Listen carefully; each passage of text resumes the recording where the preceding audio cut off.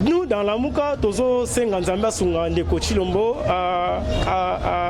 soka zoko bela soki santé za ko déranger azonga akoma malamu azonga na mboka asilisa mandala bango yena Kabila bazwaki ya moyibi basa se élection biso tozo mboka baza la vivant na ye. Merci beaucoup mwana mboka Ernest Mwilu pona mbala liboso bato la moka ba reconnaître que c'est que ya azali président de la République binomoko bolandi yango je faka yango emati biloko to ndenge nini pona comprendre nini na Kongo biloko emata kaka so emati kitakati na ebite est-ce que za mboko to bomaka Yesu yango yo to ndenge nini bobo ma Yesu sunde nini monde ba bi crise za monde mobimba monde mobimba na kamu yango na ba Ukraine so bitumbete ba lolia te siko biso bitumba te to munda pete mais na comprendre te biso de to sidira ba pasi nyonso ya Afrique na comprendre te za la nini so ouais ça va konzamboka nini est-ce que komate ya saki wana yo mpe moto oza na badetail ozosentir yango komate ya saki na minute osima oyo nga ateka yango moko na 1000 francs mais faso emateli eske natika yango na 1000 francs to natango ata 1800 fo emata mpe oui mpona mati yango na minute ekomi 1800 mpona olinga so etika na 1000 francs te mpo biloko emata chaque jour na éviter ceux qui botali peut bien et le quoi 2000 na vivre frais ate nga ko ba image mamuso nga na mona malamu te. Donc social les alliés locaux yo papa Tshisekedi atikaka comme bitumba dans un état de droit la justice sociale et la justice au état mutinyoso à l'aise. Alors ndeko na biso ndenge na biso comme akine pemela papa te tango ba ndeko Diomi ba Sesanga ba président Eli Martin Fayulu na ba bandeko musu basala Kinshasa bazobunda tobunda na opposition yaki na libanda ba oui ba na libanda ye azo René na libanda na ndeko Ngobila awa pe na kati ba tumusu bandundu lokola ba Moïse Katumbi ba pe ko René na Kabila wana olobela ki ngoma na mboka social ndé na lingi oloba pona biloko eza ko mata pato yate siko likambu wana ya yoka konte même tango aye bazo rappeler papa loba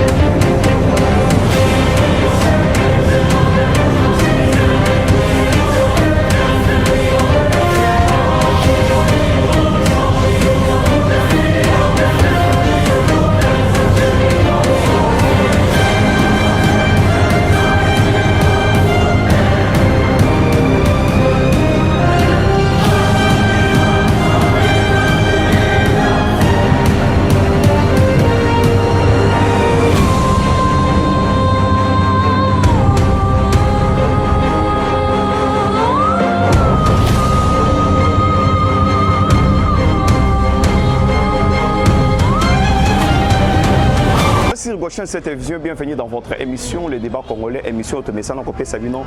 Information sur l'actualité politique en République démocratique du Congo. Merci à nos abonnés, Oyo, Balandagabiso, Oyo, Pesakabiso confiance, pour continuer, Pesakabiso toujours confiance derrière la caméra.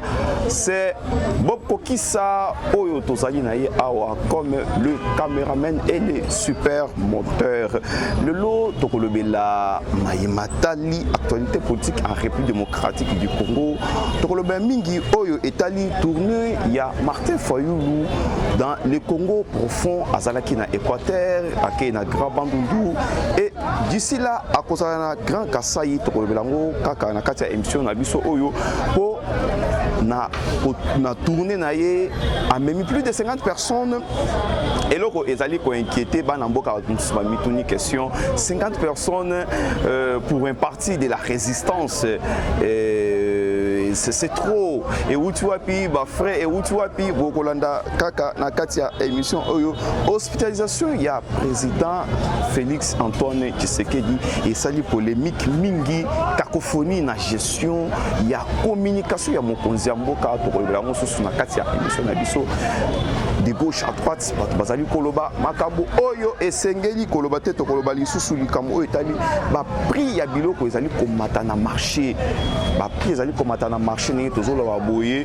to quitter sur terrain ce que botali très bien cadre échangé mingi il faut to lebela social ya congolais au prix ya biloko ezali komata to kolobela ngo na kati ya émission na biso na Ernest Mwilu o azali membre de l'ECD ya Martin Fayulu yende to kozwa po to lebela makambo nyonso tout to uti kotanga awa pe to énuméré na émission na biso restez toujours branché.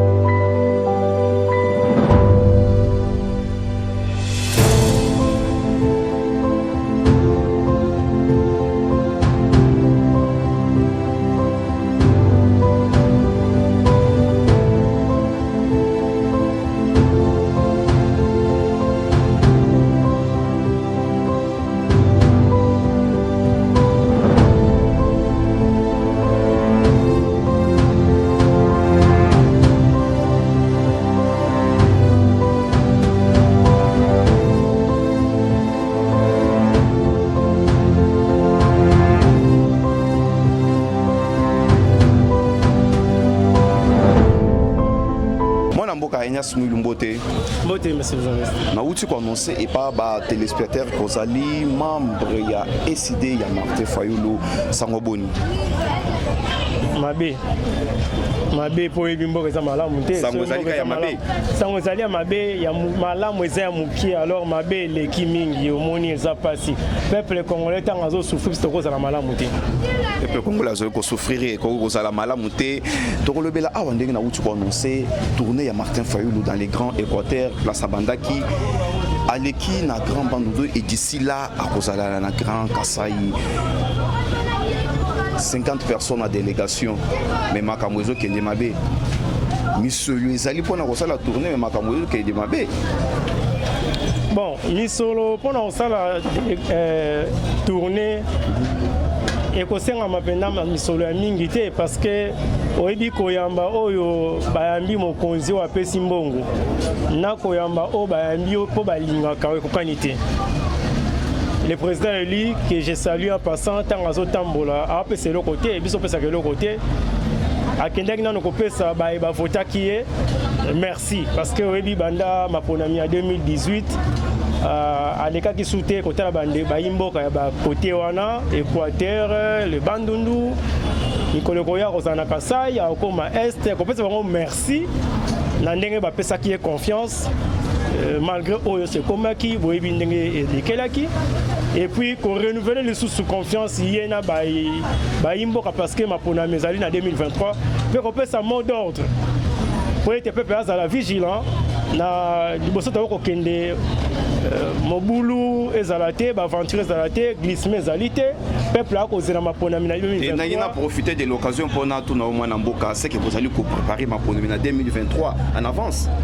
Et ça qu'on prépare ma pona mina 2023, mais bah été na politique, Mokolo Oyo, Mokonzamboka, quelconque a prêté serment à Bandi, mandat, nous ne sommes pas en terrain pour se préparer pour 5 ans. Ezali. Obino Bolobaki Awake, Bango Bakendaki pour la tournée na Kasai, Bazo Kende Grand Équateur, Nambon en République, il y a un biso petozo, tout mis tout na question, c'est-à-dire Binope, Bokei, pour ça la pré-campagne. Mais papa journaliste, Tozon Asima, M. Chilombo avant 2018, n'était pas $500 dans la compte bancaire. Président de la République. Et M. Chilombo. Fils d'un ancien Premier ministre. M. Chilombo, les tricheurs. Ah, présent réfléchir. C'est un tricheur et la tricherie ne profite qu'à un tricheur et non à la communauté. Voilà, donc il y a $500 dans le compte. Il a qui s'est témoin Namboka wane engagé Kakayo. T'es engagé à été M. Chilombo à qui est côté à sali campagne en Bongo, il y a frère Naé Kabila, il n'avait rien. Tu es billet, non? Tu vas un rassemblement, il n'avait rien. Il n'avait rien. Hein? M. Chilombo, il n'avait rien. Jusqu'à 56 ans, Lou Atanda, Routé Aguilanda Ratana, à qui est le côté. Bon, ils allaient dans mon côté. Après ça, la campagne, n'a mis sur l'État parce qu'il est le côté. Olandi, Bango va refondre dans notre église Kambia Kaboun. Balaxi Kaboun avant 2018, Balaxi Kaboun après 2018. Bango va dire qu'il n'avait rien. C'est vrai, Kaboun n'avait rien. Chilombo aussi n'avait rien. Bazune ni sur la République. Mais parce que salaire va Kaboun. Salaire, oh, Bango va voir, Bango a la vie, va comme dans le loté. Opulence, va vivre dans le lot. Bango comme un loté et un bon, va imboka. Et puis Chilombo doit beaucoup aux Congolais. Au beau santé escroquerie à Ram, papa. Beau santé, ngane nazana victime escroquerie. Et l'ongwa déjà. Yemo azarape, azarape. Ezali problème était. Zongi sande mbongo ya ba imboka. Ngai na ozela mbongo na ngati Chilombo escroquant na likamba. Ramazon c'est ngai yango. Moi personnellement et tout autre Congolais ba ozela biloko wana. Mboka ya malamu te to ebi bien opposition oyo nani aki na mbongo nani aki na mbongo ta fin 2018. OK, mboka ezali malamu te olobi campagne na miso ya l'État. Bango bazo kende ko sala tourner na miso ya l'État mais 50 personnes en délégation à Martin Fayulu. 50 personnes au ya memi na Grand Équateur, Grand Bandundu, bazo kende Grand Kasai. Wana ezali na miso ya nani? Na miso ya biso va contribuer à la Muka. La Muka c'est le peuple. Okaki na boende ba ebisi Martin Fayulu na 2023 soki tokocha malgré pauvreté na biso. On a peuple muta koloba. Soki tokocha 1000 francs pour te foutre la caution la présidence tokocha. c'est le peuple. Martin Fayulu, c'est le peuple.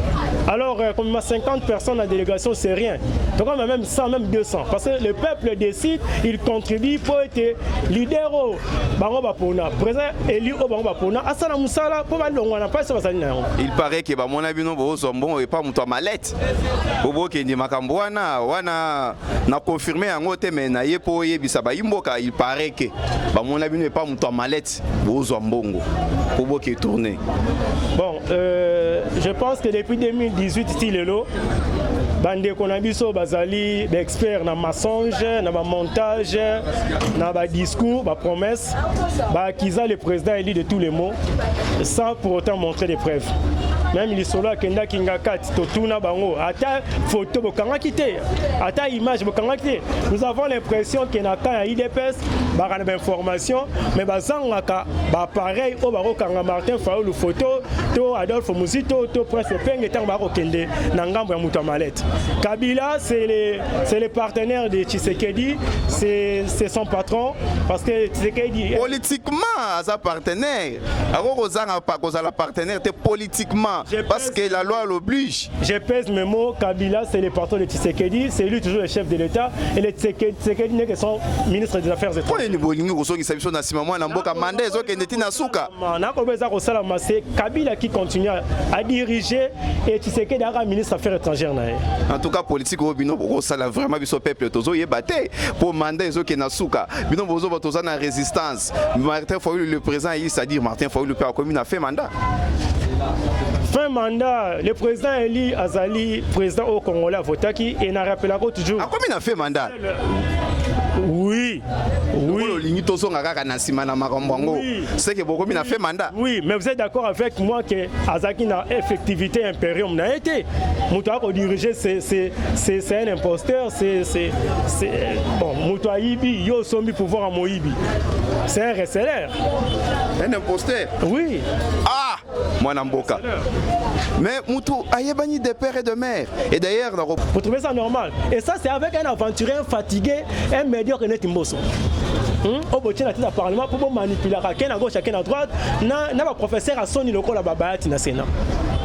Ces pays, lorsque ces pays étaient les Zaïre, les Congo avec Kassavoubou, les Zaïre avec Mobutu, Dignité Lamboko et Zali, Mobutu, c'est un procès d'université.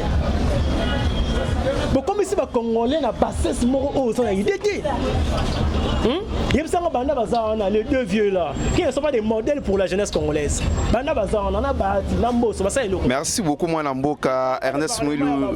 Le rôle a continué pour l'actualité politique en République démocratique du Congo. Monsieur Bati est professeur, Mbosso est président de l'Assemblée nationale.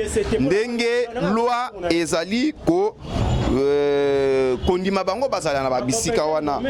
Tokolobela sous likamu oyo tali hospitalisation il y a président de la République pour tout changer un peu chapitre pour na qui aux ana matière rebelle ya koloba mais mituna na wutu ko tuna yo awa par rapport ya tourner il y a Martin Fayulu au koki ko répondre ngate mais to changer chapitre to changer chapitre moi na mboka comme ça to lobela hospitalisation ya mokonzi ya mboka on parlait sur financement il y a Martin Fayulu na boko kota na vie privée à président élu pour oyebi très bien que le président élu déjà à l'âge de 28 ans 29 ans à Gérambongo.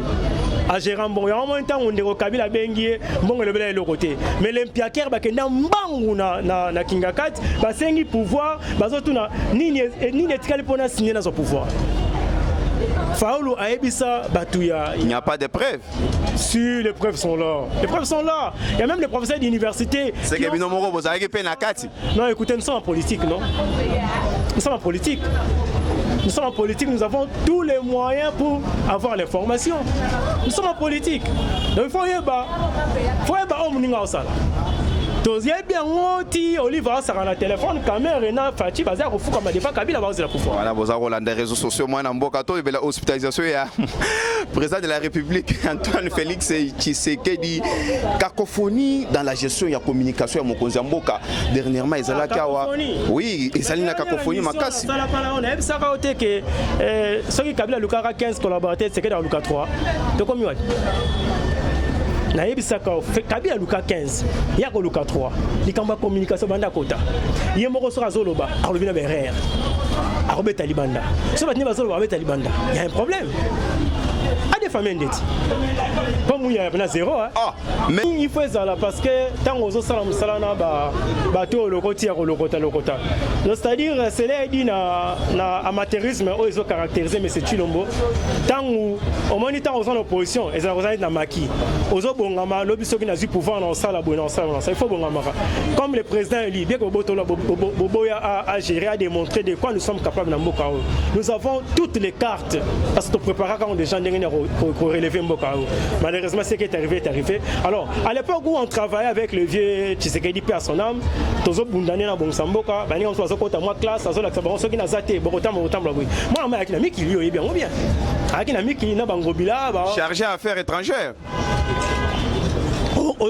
Okoko tata na babiloko eleka na kala ola tsabiso émission moko oyo ndeko Chilombo avant d'ici batou ba réunion na poto azo préparer makambo to bien ngote na mona pas Moussa Faki à l'époque bazaki na opposition akendaki na voyage diplomatique. On constitue une délégation. Et dans la délégation, souvent, c'est Fayoulou, c'est Lutundula, c'est ça qui prenait la parole. Oui, bien, très bien. Même si aussi Bassis Yasenko. Au moins, on va intervenir avec Wanda, Nandeko Olivier Kamitatu.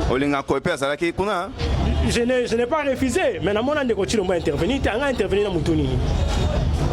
Il a été en Europe, ça va complètement en Gobila. Il y a un peu de côté de Kinshasa, il y a un marché central, et le gouvernement il va coopérer.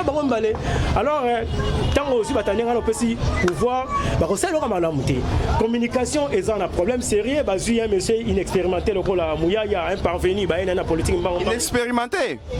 Papa, j'assume, non? Journaliste de formation, Patrick Mouya a travaillé dans la chaîne de Bénin à Kinshasa, a commis inexpérimenté.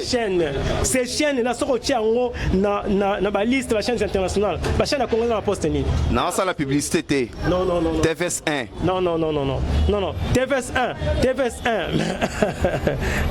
aïe TVS 1 oui o bino moko na opposition yo boko ko ça la chaîne T non attention oui espace médiatique à Congo ngezali oyebi les contraintes, on a la radio, on a la télévision, mais on peut saluer la fréquence T. Je vous dis, dans la Mouka, on a 2 ou 3 chaînes. Ils ont déjà mis en place le matériel, tout. On peut saluer la fréquence T. Nambongoni, nous avons l'argent. Nous avons le peuple, non? Nous avons le peuple. Et je vous ai dit ça. Martin Fayulu a géré Mbongo. La côté de la vie privée, Martin Fayulu a géré côté. Donc c'est pourquoi,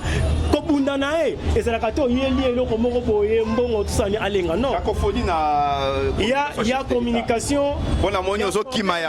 Il y a au niveau, il y a communication chef de l'État.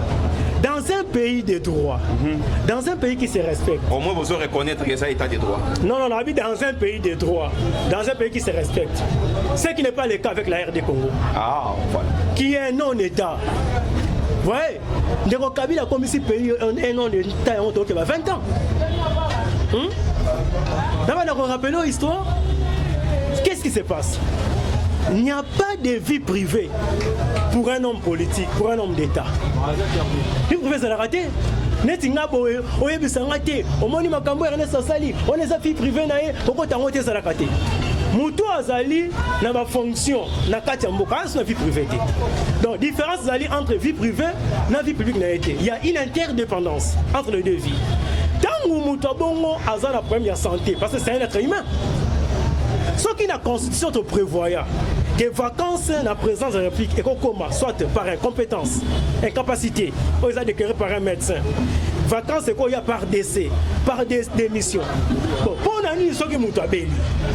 Pour la substitution, ils ont laté. Bon, pour sa communication, bino service où ils allient les canaux spéciaux, les canaux où ils enseignent sa communication. Bon, peut citer. Liban ne bandi kopesa. À qui la faute? Il y a bien fallu voir ça dans Moussala. Vous devez informer les Congolais. Après situation nyonso, et ça à niveau parce que ça a droit. La communication c'est un droit pour tout un peuple. Tant bien vous avez sa communication tous on va caibelé. Le président congolais comme en spéculation. Oui, le président gabonais avec la première santé. On communiquait. Le président algérien, Bouteflika, a dit la première. C'est un être humain. Nous, dans la le président Paul Biya. Paul Biya, oui. nous dans la Mouka tozo senga nzamba sunga ndeko Chilombo soka azoko bela soki santé za ko déranger azonga akoma malamu azonga na mboka asilisa mandala bango yena Kabila bazwaki ya moyibi basa c'est élection biso tozo mboka baza la vivant na ye. Merci beaucoup mwana mboka Ernest Mouilou pour namba liboso bato la moka ba reconnaître que Tshisekedi azali président de la République binomoko bolandi yango je pense tokozo sujet asuka tango yo olobi azonga asisa mandat etake nani mais hein aya kosi sa mandat etake nani chef de l'état de fait. Voilà. Des faits. Fidèles téléspectateurs, je pense Tokomi Nasuka ya émission na biso Tokozo asiji asuka, je pense au Kolobela yango pour toza awa na marché ceux qui vous allez bien cadre échangé mais na sali constat tableau moko ya vivre frais ezali liboso nanga kota la boye eloko ya 2000 ezati donc ezaka ka 2500 au mata 2000 francs. prix ya biloko ezali komata nde na koluka olobela yango na mokuse po tosisa émission na biso po peuple congolais azali ko sentir pour moko boye sur le plan social oyo moko ye moko azoko ko kitisa te. Bon, heureusement que bango bakima ba caméra bakima ba émission bakima bino babeta sous le solo il y a 500 cartons à Thomson qui va gagner au Somba. Les sociales. Une république, hein. Le peuple d'abord, on a 500 cartons à poisson. Il paraîtrait pour la première fois dans l'histoire, embouteillage, il y a un bateau et salam à la mer. Il y a un paquet bois, un massoua, un bagage au Somba, passer combattre dans Kinshasa. Ironie du sort, dans le accident Salamaki, conteneur, il y a un poisson et couille. Donc, conteneur, il y a un poisson. Il y a un Kinshasa Mobimba. Social ezali eloko yo papa Tshisekedi dans ndeko bundela yanga tikaka le peuple d'abord peuple congolais faut retenir pourquoi ta liboso nanga eloko 2000 ezalité na éviter ceux qui botali peut bien eloko 2000 na vivre frais ezate ngako zilo ba image mamuso ngana mona malamu te. Donc social ezali eloko yo papa Tshisekedi atikaka comme bitumba dans un état de droit. La justice sociale et la justice au état à l'aise. Alors, nous avons vu comme la papate. Tango ba ndeko Diomi, ba Sesanga, ba président Eli Martin Fayulu na ba bandeko musu basala Kinshasa bazobunda to bunda na opposition ya kina libanda. Ba oui, ba kina libanda ye azo René na libanda na ndeko Ngobila awa pe na kati ba tumusu bandundu lokola ba Moïse Katumbi ba pe ko René na Kabila wana olobela kyango mwana mboka social ende na lingi oloba pona biloko eza ko mata. Pato yate. Parce que les Cambouana, il y a yoka compté. Même temps, on va se rappeler, papa Lobaki, le peuple d'abord. Et un écho les Kanango. Botendeko. Ah, moi, papa journaliste. Ok, tu es comme on a marché, tu as ça la comparaison va prix, tu moni aux a détaillé, au somme va rappeler la mort ba 5 estima à Mobimba. Tu dis que ba 5 estima moko à Mobimba, ça a pris combien? 5 estima la minute oyo est commune à 22 500 francs. Mais tu bandé au somme on a 17 500. Tu quand moi tu lali tu la moki boue et commune ba on a 22 500 tu ba te pona nini. Tina na ngopendenge mateli to ebite guerre à Ukraine na Russie yango to emata biloko pona biso to ndeni to ezali wa Jésus komi na tana ngo oyo akufaka yango emati biloko to ndengeni pona comprendre ni na Congo biloko emata kaka so emati kitaka te na ebite eske za mboko to bomaka Yesu yango oyo to ndengeni bobo ma Yesu sundeni ni monde ba bi crise za monde mobimba monde mobimba na kamwa ngo na ba Ukraine tsa bitumbete ba loli ate siko biso bitumba te to munda pete mais na comprendre te biso de tosidira ba pasi nyonso ya Afrique na comprendre te la nini siko we ça va konzamboka nini est-ce que komata ya sac wana yo pe mto zana ba détail ozo sentir ngo komata ya saki na minute osima oyoyo na te kango moko na 1000 francs mais parce que mateli est-ce que tu encore na 1000 francs tu as 1800 faut mataper oui pour na matango na minute comme 1800 pour olinga so etika na 1000 francs te pour bien que mata chaque jour na ebite mbongo aussi valeur na Congo gilet dans 100 fois que tu as le wasson ba gilet après mouchoir la canon de 50 et comment coûte 300 donc na ebite to za ndeni na Congo na biso oyo ba konzi ba maître ba pe mi balo kwa biso mais botala ka makambo esimba soute na Congo totangaki mpe so totangaka te bongo bakao te baepoyu banini me totangaki toleki na bale l'école me toseetoa te soki nayebaki mbongo natangela ya classe me papa nga apesanga asalango ta commerce peut-être nga aseretrouve donc pasi emati makasi nde yango omoni toolelaka kaka soki nakolela oyo ekomokamwisanga ma ya miso de ekauki ata oleli ma ya miso ebima asu te bon tomonaki bazopanza bato balobi même kuna bamarché mpo na loba bino boza dérange te toza dérange na wenze oyo ekoma lokola toza na depo mena na wenze depo tokofuta wenze mpe tokofuta chaque temps oka service moko ebimi te abalobela mingi mpona kopusa biloko oyo ezonga nsima te abalobela mingi mpona tike 8 tike c'est normal po tofuta bofutaka mpe batike na bino chaque jour sofute bakokango mwa nsima donc misik nayebaka te na congo tovivre ndenge nini eloko oyo eza moins cher na kati ya congo eza kaka zordodo na diamba na whisky eloko oyo ekoboma mutu nde yango eza moins cher oyo ekosunga biso tolia ezalaka toujours likolo so tosali ni tosalité. En tout cas, merci Ndeko. Message na yo kozala capter pe bakonzi bakoyoka yango. Message na ngai nde bakonzi ba omona ngai lelo boye bolanda suki te bwande loko le to te na artiste. Mais ya makpasi pesa la ngai na seki tukana na nite. Natanga kipe. Mais depuis natanga no nzo musala te. Na beta pe ba Paul Jorbeta na funga matena na plombier technicien na kozanga musala nde koma le bien seki tukana oteka basima. Bakonzi bota makambo. Ba jeune, c'est tant que jeune s'est retrouvé en moi. C'est trop non ba ko ba to le monde c'est que jeunesse. Ils ont sens. On prend des messages comme merci beaucoup. Donc on ndenge lobi beaucoup mi ko wele ko teka détail na bendie. So pour message ni biso to tie message. O mona bendie ba yo krema bona ba libanais. Plus biso to ko teka bango ba komi ko sala magasin. So ngana détaillant. To ko teka ndenge nini. Pour ni mboko yo to pesa privilège pour apaya. En même temps biso mo ba kolomboka to souffrir. Bango ba teka ka gros biso teka détail. Mais c'est comme ndia oya tiepe loko yo tie loko yepa tiango.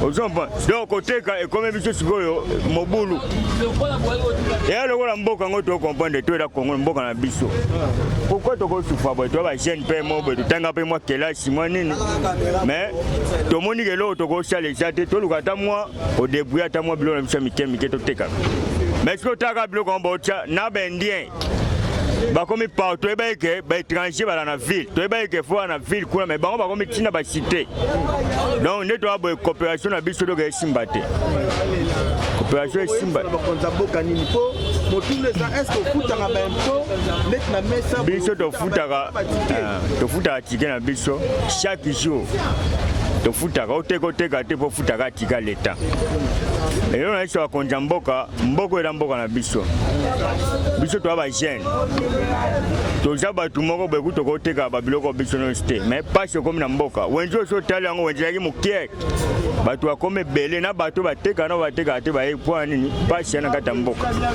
na osenga na bakonzi baye ba kotala kana biso mboko era ya biso bakonzi na biso muto tshaba ngo place ba jala baye ba avec biso pe population to jali ba réalité ma mno studio leka bazoe ba biso te. Merci papa. Merci pour le message na yo. Congolais bazoyoka bakonza mboka bazoyoka to sepela vraiment ba trouver bino solution fait que bino pe bo se retrouver le là-bas na mboka. Et bon chef na Yezana nous diaspora d'abord, les amis d'abord, la famille d'abord. Yango moni congolais banda ndeko Chilombo azawana 3 ans. Ata carton boîte ya allumettes akutaka on a 50 francs ndenge koma 100 francs ils ont à 80 francs ils ont à 50 francs et mataka le sac à simeza na 22 000 francs caméra ko sala tour combien mo biki dans le marché pour on a pris à biloko ndenge komeli sikoyo zwa ba prix à lelo zonga 3 ans avant oye basiko ndeko chino mobila na ezali nini na yango so zuka plein social et komoni tata moko mukolo na suka pembe na mandefu pembe na cravate na veste aleki na télévision akolukela Chilombo deuxième mandat benga endoki aza soro diongo on a dit mais nous sommes en politique té Bino ba yi politique bozala ka bo etango bokozo bokonzi bokoyeba susu peuple te Ndeko Hollande tango ayebisi ba français que makambo na prometteur qui bino na sali en côté na koluka deuxième mandat ari politicien te. Là c'est la vieille démocratie. La vieille démocratie. Nous sommes dans un état qui aspire à être démocratique. Il faut que nous en respect peuple. Tant on promettre aux salités, bah ça là. Il faut quitter le pouvoir avant que le pouvoir vous quitte. Tu sais ça comme Mobutu Likambo en opposition. Par les élections. Oui, mais tu peux aussi, tu es libre de ne pas postuler, non? Tu es libre, parce que tu es la prometteur qui bino musala et yete.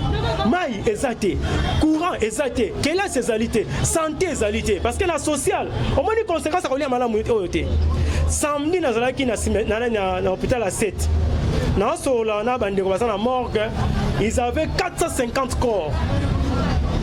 Ces records n'ont jamais été atteints depuis l'hôpital Bassalango. 450 corps, il y a des familles qui ont abandonné même les corps à la merci de l'hôpital.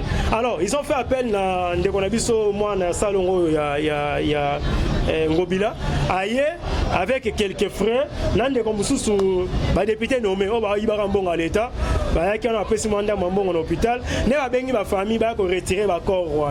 C'est-à-dire, parce qu'on y a malade.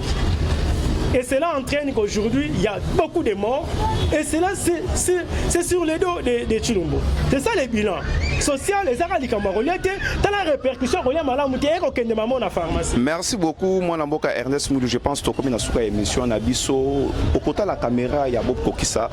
Au Pisa Malobana, Asuka, Mathieu Rezali Belé, même Balassima, on sont invités pour tout développer Yangou. Message est simple.